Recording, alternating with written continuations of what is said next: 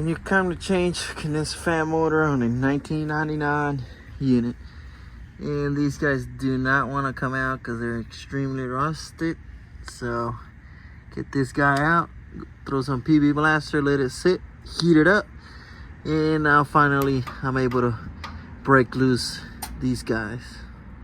Motor's back in.